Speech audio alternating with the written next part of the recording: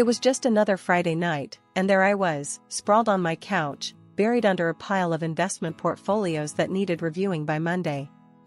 My phone buzzed insistently on the coffee table, breaking my concentration for the umpteenth time that evening.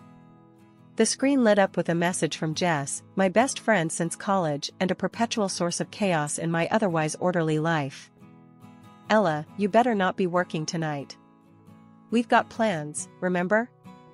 Jess's text read, a hint of a threat underlying her playful tone. I sighed, rubbing the bridge of my nose, before typing a reluctant reply. "I remember, Jess. Just let me finish this last section." "Where are you dragging me to again?" "Quit your grumbling. It's that new Quest game downtown. It's gonna be epic. Plus, you need a break. Work can wait." She responded almost immediately, her impatience palpable even through text. I met Jess and the rest of the gang at the lobby of Mystery Manor, a place that looked more like a haunted house than a fun night out. The game host briefed us on the rules and the backstory of our adventure. We were to solve a series of puzzles to escape the manor, and our group was not the only one participating that night. As we were divided into teams, I found myself paired with a guy named Tom. He was from another company, a fact I only gleaned because his work badge was still clipped to his jeans. Tom seemed just as out of place as I felt, his hands tucked awkwardly into his pockets as he offered me a shy smile. "So, not really your scene either?" I ventured, trying to break the ice as we approached our first clue. Tom chuckled, his smile reaching his eyes. "You could say that. I got roped into this by my sister. She thinks I need to get out more." "Sounds like we're in the same boat. My friend thinks this will cure my workaholism," I replied, rolling my eyes. We spent the next hour navigating through cobwebbed corridors and solving riddles that designed to confuse rather than enlighten. Tom proved to be surprisingly insightful, his quiet demeanor belying a sharp wit that caught me off guard more than once. "You're pretty good at this," I noted as he unlocked a particularly tricky cipher that had stumped me. He shrugged, a small grin tugging at his lips. "I like puzzles. Keeps the mind sharp. How about you? What's your excuse for being so quick with these clues?" "Just a lot of practice with problem solving at work, I guess. Investment decisions aren't so different from puzzles, just with higher stakes," I explained, warming up to him as we delved deeper into the game. As we cracked the last code and escaped the manor, Tom turned to me, his eyes bright with excitement. "That was actually fun. Thanks for being such a great team partner, Ella." "No, thank you. I was dreading tonight, but this turned out to be a blast," I admitted, feeling a strange reluctance at the night coming to an end. We exchanged numbers, a move that surprised me more than it probably should have. As I watched Tom disappear into the night, a part of me hoped this wouldn't be the last I saw of him. After that quirky night at the escape room, things with Tom picked up speed faster than I ever expected. We started seeing each other regularly, finding comfort in our shared love for dry humor and disdain for unnecessary social gatherings. When I first met Tom's family, I was nervous, wondering if they'd accept me. His parents were instantly welcoming, warm smiles and hearty hugs making me feel right at home. But Karen, Tom's older sister, was another story entirely. Right from the start, she sized me up with a look that could chill a glass of beer. "So you're the one Tom's been all crazy about," she said with a sneer, her tone dripping with something less than enthusiasm. Life after marriage felt like stepping onto a fast-moving train. Just a few months in, and we were already on to our next big adventure, pregnancy. I'd be lying if I said I wasn't scared. Holding down a demanding job while growing a human inside me? Yeah, it sounded like a plot for disaster. But Tom was a rock, always there with his unshakable calm. "Hey, you're going to be an amazing mom," Tom reassured me one evening as we sat on our couch, my feet in his lap after a particularly rough day. "And don't worry about work. We'll figure it out together." "Yeah, I know, but you've seen me with plants, Tom. They barely survive a week," I quipped, trying to mask my anxiety with humor. The pregnancy wasn't kind to me. Every morning was a battle against nausea. I remember one meeting where I had to excuse myself every half hour, rushing to the restroom while my colleagues waited patiently. The day of the delivery was a blur of pain and panic. I clung to Tom's hand, the only anchor I had as the waves of contractions tried to pull me under. The doctors buzzed around, their faces tense as they monitored the situation. It wasn't going well.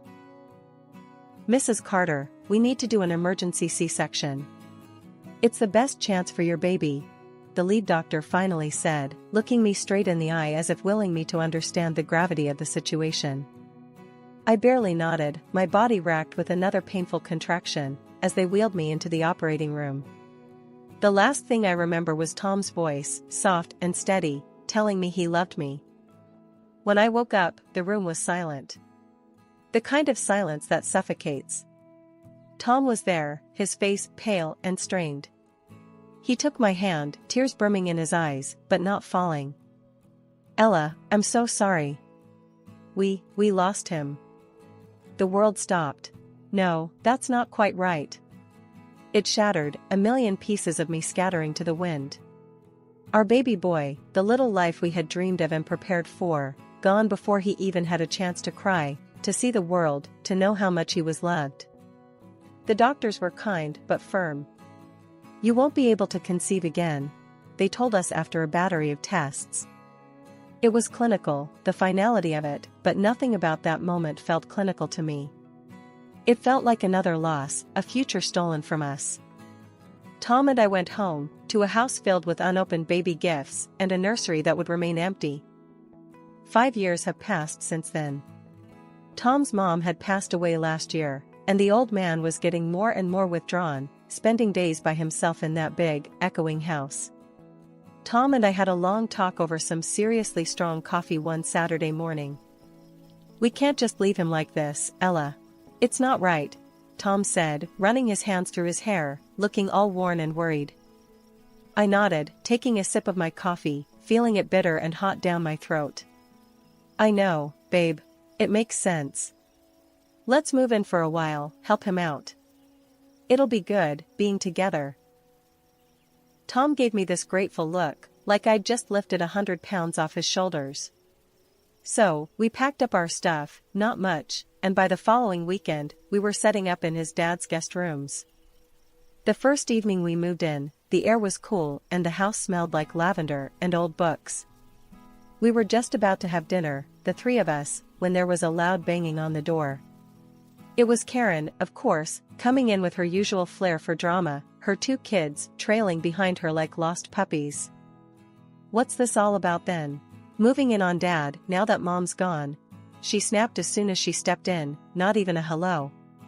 She dropped her purse loudly on the table, her eyes darting around like she was looking for hidden treasure. "Karen, calm down. We're just trying to help Dad, not take over," I replied, trying to keep my voice even.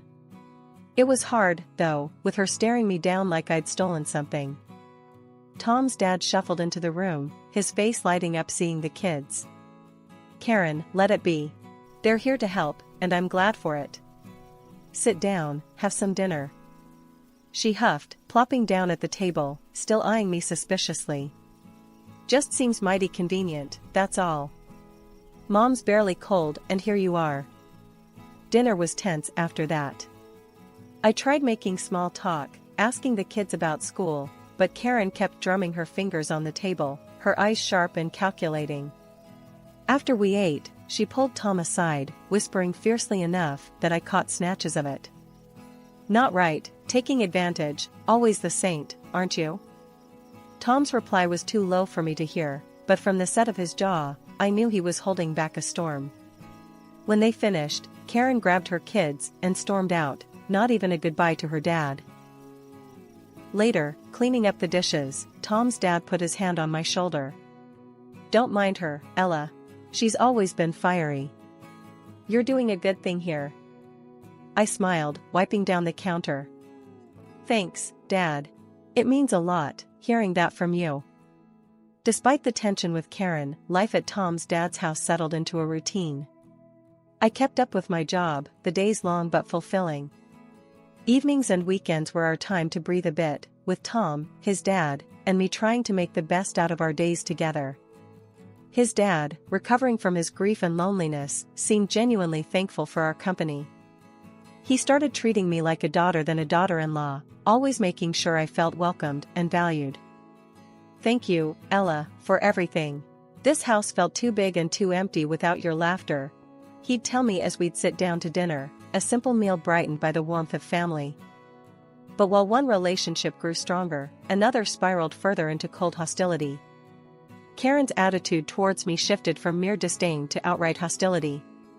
Whenever we were alone, without Tom or his dad around, she'd unleash her bitterness. One afternoon, I was tidying up the living room when Karen dropped by. As usual, her entrance was quiet, almost stealthy, knowing that her father and Tom were out.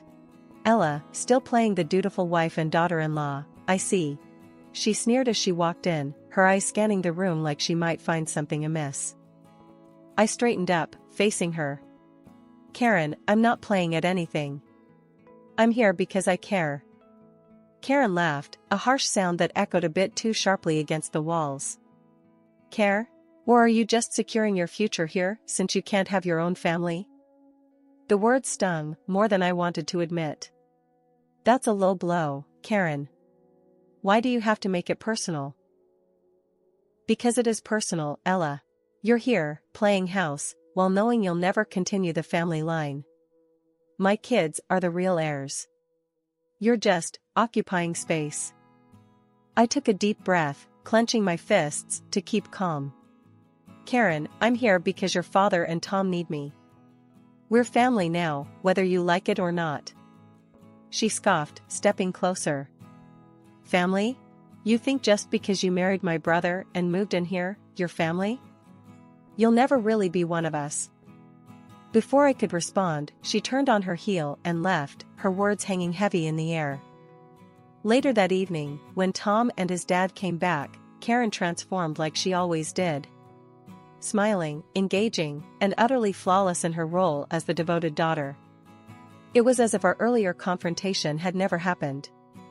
At dinner, she talked animatedly about her children's school activities, weaving herself back into the fabric of the family with practiced ease. I watched her, marveling at the stark difference in her demeanor. Tom, catching my eye, gave me a small, knowing look. He squeezed my hand under the table, a silent message of solidarity.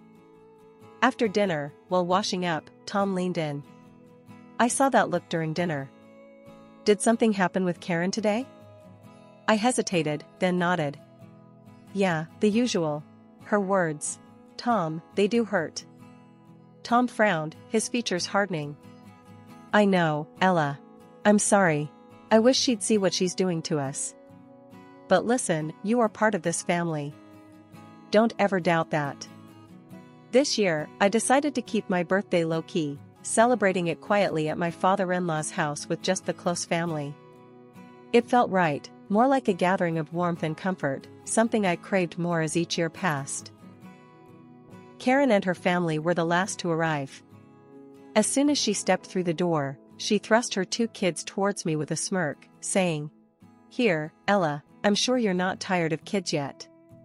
It'll do you good to feel like a full-fledged woman for a change." I bit back the sharp retort that sprang to my lips, choosing instead to smile and usher the children inside, not wanting to start my birthday with a confrontation. Dinner was a lively affair with chatter and laughter, at least on the surface.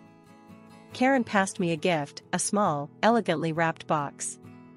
"Why don't you open this later, in your room? When no one will bother you," she whispered, her voice dripping with false sweetness that sent a ripple of anxiety through me. I nodded, tucking the box beside me, my smile fixed. The meal progressed, and just as I was starting to relax, Karen's youngest son, sitting on my lap, looked up at me with innocent eyes and asked loudly, "What does infertile mean?" "Mommy said that's what you are." The words hung heavy in the air, a suffocating silence falling over the table. I froze, words lodged in my throat, the room suddenly feeling too tight.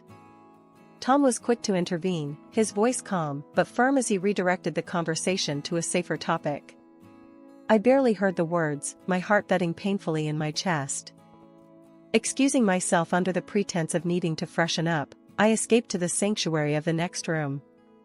My hands were shaking as I pulled Karen's gift from the folds of my napkin. The unease I'd felt earlier blossomed into full-blown dread as I unwrapped it. Inside the box was a small doll, a grotesque mimicry of a newborn, smeared with what looked like blood. Attached was a note, cruel and heartless. Maybe now you'll remember what you did to your child. A gasp escaped me, and my hands trembled violently. Tom! I called out, my voice breaking with panic and grief. Tom rushed in, his face blanching as he saw the contents of the box in my hands. Without a word, he enveloped me in his arms, taking the doll and the note from my shaking hands, his own expression one of horror and fury. "I'm so sorry, Ella. I'm so sorry," he murmured, his voice thick with emotion. "This is unforgivable." As I clung to him, the walls I had built to hold back my grief crumbled. This was supposed to be a simple birthday celebration, a day of joy, and it had turned into a reminder of the deepest pain I carried. Tom, pale with fury, clutched the small doll and the cruel note his sister had given me. Without a word, he stormed into the living room, where everyone was still gathered, chatting idly. "Look at this. Look at what Karen thought was an appropriate birthday gift for my wife." Tom's voice boomed, shaking with anger as he thrust the doll and the note into the center of the room. The chatter ceased instantly, everyone's eyes widening in shock as they processed the gruesome symbol and the hateful words. "This is beyond sick, Karen," Tom yelled, turning to face his sister, who stood frozen, her face a mask of feigned confusion and defiance. "Tom, Karen started, but Tom cut her off. "No. I don't want to hear your excuses. How could you be so heartless? You're my sister, but I can't even look at you right now. You're not part of this family if this is how you treat people. You're done here," he shouted, his words slicing through the tense air. Dad, who had been silent, his face a growing shade of red from anger, finally spoke up, his voice thundering. "Karen, get out of my house. I don't want to know you anymore. To think I raised someone capable of this." Karen, still clutching at some shred of pride, scoffed and headed towards the door. Once outside, she turned back, a sneer distorting her face. "Fine. But when he's gone, who do you think will inherit all this? My children are still his grandchildren." The audacity of her words struck us silent. We watched, stunned, as she walked to her car where her husband was waiting. Their voices carried back to us, the sharp sound of a heated argument breaking the cold night air. "You idiot! Do you realize what you've just done?" her husband's voice echoed through the parking lot. "Oh, shut up. It's not my fault they can't take a joke," Karen shot back, her voice shrill.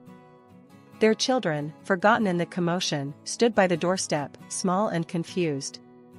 My heart broke for them, witnessing such ugliness. Tom, his father, and I stood by the open door, the cold breeze sweeping in, mingling with the harsh words floating from the parking lot. None of us could find the words to speak. We simply stood there, the door eventually closing with a soft click that sounded final. Inside, the house felt emptier, the echo of the confrontation hanging in every corner. Dad put his arm around me, his old, tired eyes wet with unshed tears. "I'm so sorry, Ella. That anyone, let alone my own daughter, could do this." His voice trailed off, choked with emotion.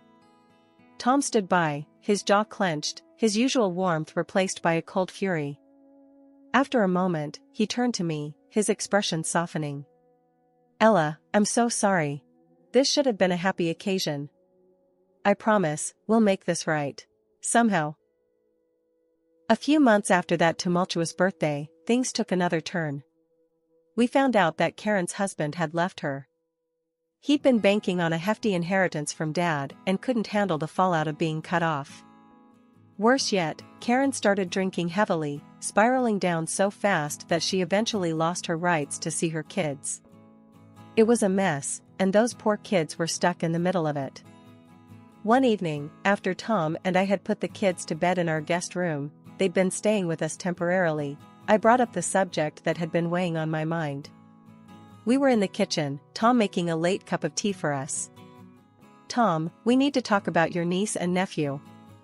This situation isn't getting any better, and they need stability, I said, leaning against the counter. Tom sighed, running a hand through his hair. I know. I've been thinking about that too. They're already like family to us. Maybe we should make it official? I was thinking the same thing. How do you feel about us becoming their legal guardians? I asked, watching his reaction closely. He paused, then nodded firmly. Let's do it. They need us, and I want them to grow up in a loving home. They've been through enough already. We decided to move forward with it, and after a series of meetings with social services and seemingly endless paperwork, we were granted custody of the kids. They were officially part of our family now, and their bright smiles made every bit of bureaucracy worth it. Dad was overjoyed when we told him the news. I've got enough rooms in this big old house for all of you, he declared one afternoon as we all sat in the living room, a puzzle spread out on the coffee table. Why don't you all move in permanently? Make it official. Tom and I exchanged a look, the idea having already crossed our minds. We were hoping you'd say that, Dad. We'd love to, Tom responded, his voice steady, but I could hear the emotion just under the surface. Good. It's settled then. This house should be filled with family, with laughter and love, Dad said, his voice stronger than I'd heard it in months. Let's turn this place into a home again. That night, after tucking the kids into their new permanent rooms, Tom and I stood in the doorway of what used to be a guest room, now brightly decorated with posters and toys. Feels good, doesn't it? Tom said, wrapping an arm around my waist. It feels right, I replied, leaning my head against his shoulder. This house, these kids, your dad, this is family. Life in the big, old house was bustling now, filled with the sounds of children playing and the constant hum of family life. It was a Sunday morning, and the smell of bacon filled the air as I helped the kids set the table for a big family breakfast. Can I carry the syrup, Mom? Sammy, the younger one, asked, his eyes wide with the responsibility of the task. Sure, but be careful. It's sticky, and we don't want to end up eating pancakes with syrup flour, I teased him, handing him the bottle. He nodded solemnly and walked as if he was balancing a pot of gold, his concentration comical. Jenny, his older sister, rolled her eyes at her brother's careful steps. If you go any slower, we'll have to eat lunch instead of breakfast. Tom chuckled as he flipped another pancake. Let him be, Jenny. He's doing a great job. As we settled around the table, Tom's dad, who we'd all started affectionately calling Grandpa, took his usual seat at the head of the table, looking around with a content smile. I can't remember the last time this table was this full. It's because of Ella, Tom said, reaching over to squeeze my hand. She's the one who's made this house a home again. I felt my cheeks warm with the compliment. It's all of us, not just me. We're a team, right? I said, looking around the table at the faces I'd come to love more than I could have imagined. That's right, Grandpa said, nodding. But you, my dear, you brought us back together when things were pretty tough. You've got a way of doing that. Later that day, while the kids were playing in the yard, Grandpa called us into the living room. He had a serious look about him, one we'd come to recognize as his announcement face. I've been thinking, he started, about this house and everything in it. I've decided to put it in trust for the kids. For their future. Tom and I exchanged surprised glances. Dad, are you sure? That's a big decision, Tom said. I've never been sure about anything. This house should stay in the family, and who better to keep it alive than those kids? Grandpa said, his voice firm. And Ella, he added, looking at me with a soft smile. I want you to manage it until they're old enough. You've made it a home once, and I trust you'll keep it that way. I was touched, overwhelmed by his trust and generosity. Thank you, I'd be honored, I managed to say, feeling a mix of pride and responsibility settle over me. As the day wound down, and I watched the kids chase each other around the garden, the laughter filling the air, I felt a deep sense of peace. Tom came up behind me, wrapping his arms around my waist. "Looks like we did all right, huh?" "We did more than all right," I replied, leaning back into his embrace. "We made a family."